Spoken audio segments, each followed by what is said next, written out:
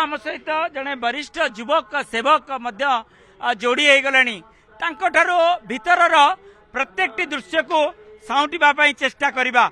आपण देखु तुलसी माला धरिकी सी आसीचंती कौन कहबा गभा तुलसी यही तुलसी प्रभु मस्तक लगा हुए प्रभु ये तुलसी पाइले सब पार्श्व देवादेवी वर्तमान पाइबे। वर्तमान आज्ञा चारिद्वार आज कौन सब नीतिकांति एवं भितर चली जेहेतु पंच महादेव उपस्थित रही रात्र सारा उजागर रही महाप्रभु एवं रात्र पहुड़ होना केते बेले से अनन्य नीतिकांति मंगला आरती संपन्न करा एवं कौन सब नीतिकांति चली वर्तमान पंच महादेव आसिकी पहुंची पंचुग्रासी नीति महालक्ष्मी जगमोहन रे अनुष्ठित होउछि।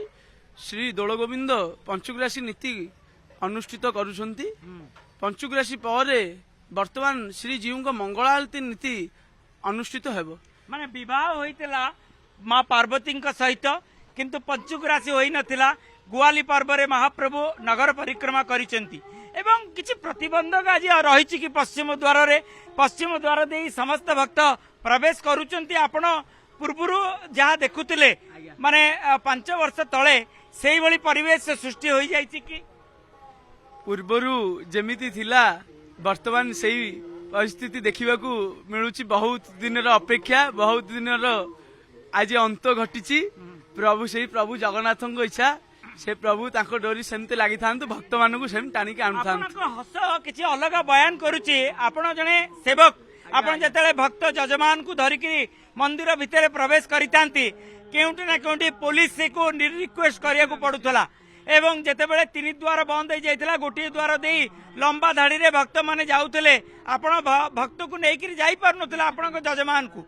आज किंतु से पुलिस को रिक्वेस्ट करिया को पड़िबनी सीधा सड़क आपण भक्त को नेकिरी जिबे आपण को जजमान को नेकिरी जिबे। निश्चित निश्चित बहुत प्रकार असुविधार सम्मुखीन होउतले श्रीमंदिर सेवायत माने यात्री मानू दर्शन करने को नहीं बेस करी जो माने होटेल पंडा अछंती कि स्टेट पंडा अछंती से माने बेसी असुविधार सम्मुखीन होउतले। आमे तो प्रभुंकर 365 दिन सेवा आमर भंडार मेकअप सेवा है तो आमर तो आमे तो यात्री वृत्ति आमर नुह जो माने भी गोटे प्रश्न आसुची जो भारतीय जनता पार्टी सरकार कही रत्न भंडार खोलिबो आपण जेहेतु भंडार रक्षक भंडार मेकअप सेवक आपण आम सहित जोड़ी गले पूरा कहतु भंडार घर अवस्था एवं भंडार खोलिबो तो एवं भंडार रही से दुर्लभ स्वर्ण अलंकार माने हीरा नीला मोती माणिक ए सब गणना करा जिवो। आपण मध्य देखि नथिबे आपण पूर्व पुरुष जहाँ देखिथिले आपण से दृश्य देखिबार सुयोग पाइबे। निश्चित भाव में प्रभुंकर यही जो रत्न भंडार जो प्रसंगटी एवं वर्तमान आसी नूतन सरकार गठित होगा पर वर्तमान प्रभुंकर भीतर रत्न भंडार सुरक्षित अच्छी प्रभुंकर किछि किछि मरामती आवश्यकता नहीं। प्रभुंकर अलंकार सबू मरामती निहाती आवश्यकता इने वर्तमान सरकार प्रभुंकर जो मरामती जो स्वर्ण अलंकार सबू जदि मरामती करते सेटा हुए बहुत भल हुआ। रत्न भंडारटा खोलिबाटा बड़ कथा नुह ताकू थैथान करी रखा जीवाटा सेटा होची बड़ कथा। तो बाहर रत्न भंडार को आपण देखिचंती बाहर रत्न भंडार रे महाप्रभु विभूषित होइतांती अनेक स्वर्ण अलंकार रे किंतु आपण केबे भीतर रत्न भंडार देखिचंती कि निश्चित निश्चित भाव में आमे गले तो भीतर अलंकार काढिबु ना नहीं भीतर रत्न भंडार जेउटी गच्छित रहिछि अनेक स्वर्ण अलंकार ताकू देखिचंती केबे आपण को आमे जेतोले रत्न भंडार खोला जाए 3टी चाबी खोलिले रत्न भंडार भीतर को जाती प्रवेश करितांती जेहेतु जहाँ ता भीतर रत्न भंडार चाबी 3टी भीतर भंडार मेकाम को पाखे गोटे चाबी थाए आ गोटे चाबी श्रीमंदिर प्रशासन को पाखे थाए आ गोटे चाबी महाराज श्री गजपति महाराज को पाखे थाए। यही 3 जन को मिलित भाव में श्रीमंदिर रत्न भंडार सब खोलिया नीति सब होता है। आमे ता भीतर को जाइकी प्रभुंकर 2टी भंडार भीतर आमे देखिकी अलंकार खोलीछु। 3य नंबर गेट रु अलंकार वर्तमान बाहर 2018 मसीह रे खोला जाई पारला नहीं एवं चाबी हजि जीवार कथा आसिला ଏବଂ ଡୁପ୍ଲିକେଟ ଚାବି କଥା ଆସିଲା ଗୁଜବ ଆସିଲା କି ସେଇଟା ସତ କଥା କି କିଛି ଗୁଜବ ସେଇଟା ତ ଆମେ ଜାଣିନୁ, ସେଇଟା ସରକାର ପଛରେ ସେଇଟାକୁ ତଦନ୍ତ କରିକି ଜଣା ପଡିଯିବ। ଆମ ମତରେ ପ୍ରଭୁଙ୍କର ଜିନିଷ ଆଗ ମରାମତି ହବା ଦରକାର। ପ୍ରଭୁଙ୍କ 2018 ମସିହାରେ ଯେଉଁ ଚାବି ମିଳିଲା ନାହିଁ ଆଜ୍ଞା। ଏବଂ ଡୁପ୍ଲିକେଟ ଚାବି ମିଳିଲା, ଡୁପ୍ଲିକେଟ କୋଉଠୁ ଆସିଲା ଇଏ ଗୋଟେ ବଡ ପ୍ରଶ୍ନ ଗୁଞ୍ଜରିତ ହେଲା ଭକ୍ତ ମନରେ। ଏବଂ ଏବେ ସେ ଡୁପ୍ଲିକେଟ ଚାବି ହଉ କିମ୍ବା ସେଇଟା ଅରିଜିନାଲ ଚାବି ହଉ, ରତ୍ନ ଭଣ୍ଡାର ସେଇ ଯୋଉ ତୃତୀୟ ଭଣ୍ଡାର କଥା କହୁଛନ୍ତି, ଆପଣ ଦୁଇଟି ଭଣ୍ଡାର ଭିତରକୁ ଯାଇଛନ୍ତି, ତୃତୀୟ ଭଣ୍ଡାରକୁ ତ ଆପଣ ଯାଇନାହାନ୍ତି କିମ୍ବା ଆପଣଙ୍କ ବାପା ଅଜା କିଏ ଯାଇଥିବେ, ଏବଂ ତୃତୀୟ ଭଣ୍ଡାର ଖୋଲାଯିବ ଏବଂ ତୃତୀୟ ଭଣ୍ଡାରରେ ଯୋଉ ଗଚ୍ଛିତ ରହିଛି ରତ୍ନ ଅଳଙ୍କାର ତାକୁ ଗଣତି ହବ ଏବଂ ତାକୁ ମଧ୍ୟ ଦେଖିବାର ଆପଣ ସୁଯୋଗ ପାଇବେ। ନିଶ୍ଚିତ ନିଶ୍ଚିତ ନିଶ୍ଚିତ ଭାବରେ ପ୍ରଭୁଙ୍କର ଏଇ ଜିନିଷ ସବୁ ଅଡିଟ୍ ହବା ଦରକାର।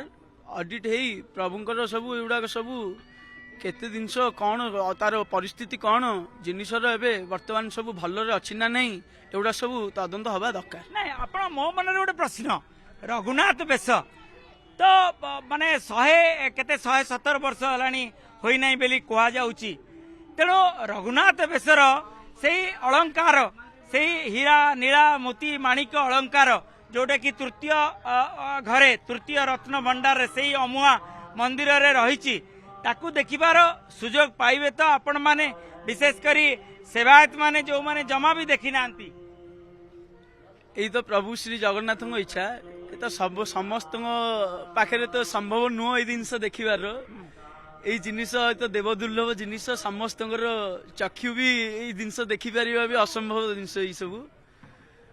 କିନ୍ତୁ ସମସ୍ତଙ୍କ ସେବାୟତଙ୍କର ଯଦି ଠିକ ଯଦି ରହିବ ପ୍ରଭୁଙ୍କର ଠିକ ଜିନିଷ ହେଇପାରିବ। ରଘୁନାଥ ବେଶ ରଘୁନାଥ ବେଶ ହେଇପାରିବ, ଦରକାର ପଡିଲେ ରଘୁନାଥ ବେଶ ହେଇ ବି ପାରିବ। ସରକାର ଆଉ ସେବାୟତଙ୍କ ସମନ୍ୱୟ ଦ୍ୱାରା ଦରକାର ପଡିଲେ ହେଇ ବି ବଡ କଥା କହୁଛନ୍ତି, ଯୋଉ ବେଶକୁ ଦେଖିବା ପାଇଁ ଅଗଣିତ ଭକ୍ତଙ୍କ ମନରେ ଆକାଂକ୍ଷା ରହିଛି ଏବଂ ସେ ବେଶ ହବ ନିଶ୍ଚିତ ଭାବରେ। ପ୍ରଶାସନ ଯଦି ଚାହିଁବେ ନିଶ୍ଚିତ ଭାବରେ ହେଇପାରିବ। ଆମେ ତ ସରକାରୀ ସେବାୟତ ନା, ସରକାର ଯାହା କହିବେ ଆମେ ସେଇଆ କରିବୁ।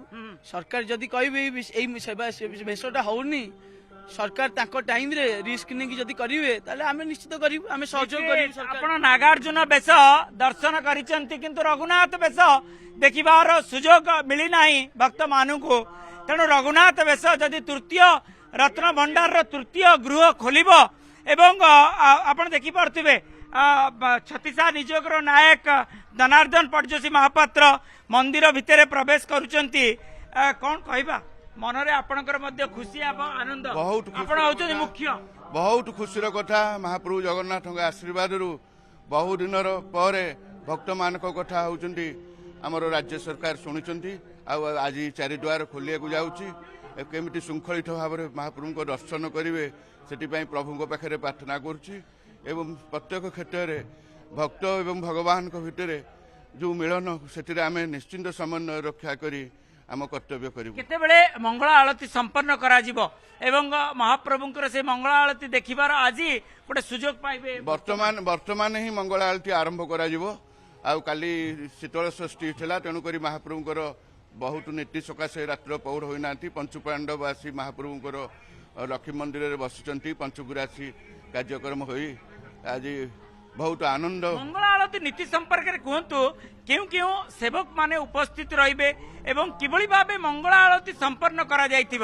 ଓଟିଭିର ଅଗଣିତ ଦର୍ଶକ ଜାଣିବାକୁ ଚାହିଁବେ, ଯେହେତୁ ଆପଣ ହଉଛନ୍ତି ଛତିଶା ନିଯୋଗର ନାୟକ, ଆପଣଙ୍କ ଉପସ୍ଥିତିରେ ସମସ୍ତ କାର୍ଯ୍ୟ କରାଯାଇଥାଏ। ଭିତରଚ ମହାପାତ୍ର ଉପସ୍ଥିତ ରହିବେ ଏବଂ ଯୋଉ ଅନେକ ଯୋଉ ସେବାୟତ ଉପସ୍ଥିତ ରହିଥାନ୍ତି ମଙ୍ଗଳ ଆଳତୀର। ମଙ୍ଗଳ ଆଳତି କାର୍ଯ୍ୟକ୍ରମ ଏକ ମହାନ କାର୍ଯ୍ୟକ୍ରମ। ଏ କାର୍ଯ୍ୟକ୍ରମରେ ବିଶେଷ କରି 5 ଜଣ ସେବକଙ୍କର ନିହାତି ପକ୍ଷେ ପ୍ରଥମେ ଆଗ ଦ୍ୱାର ଖୋଲା ଆବଶ୍ୟକ, ଯଥା ଭିତରଛ ମହାପାତ୍ର, ଭଣ୍ଡାର ମେକାପ, ଅଖଣ୍ଡ ମେକାପ, ମୁଦୁଲି ପତିଆରୀ, ଇଏ ଖୋଲିଲା ପରେ ଭିତରଛ ଆଗକୁ ଯିବେ। ଯାଇକରି ମହାପ୍ରଭୁଙ୍କ ସିଂହାସନର କାର୍ଯ୍ୟକ୍ରମ ସରିଲା ପରେ ଖଟସଜ ମେକାପ ସେ ଖଟସଜ ସାଇଜ କରିବେ, ଆଉ ଗରାବଡ଼ୁ ମଧ୍ୟ ତାଙ୍କ ସହଯୋଗ କରିବେ। ତାପରେ ସିଙ୍ଗାରୀମାନେ ଯାଇ ସେମାନଙ୍କୁ ସମ୍ପୃକ୍ତ ସେବକମାନେ ସହଯୋଗ କରିବେ ଏବଂ ମଙ୍ଗଳ ଆଳତି କାର୍ଯ୍ୟକ୍ରମ କରିବେ। ବର୍ତ୍ତମାନ ତାର ସମୟ ହେଲାଣି, ମୁଁ ଯାଉଛି ପ୍ରଭୁଙ୍କ ସେବା କାର୍ଯ୍ୟ। ଯମ ଯନ୍ତ୍ରଣା ଦୂର ହେଲା ନିଶ୍ଚିନ୍ତ ପକ୍ଷେ ମହାପ୍ରଭୁ ସମସ୍ତଙ୍କୁ ଆନନ୍ଦ ଦିଅନ୍ତୁ, ଖୁସି ଦିଅନ୍ତୁ ଏବଂ ସାରା ସଂସାର ମଙ୍ଗଳମୟ ହଉ।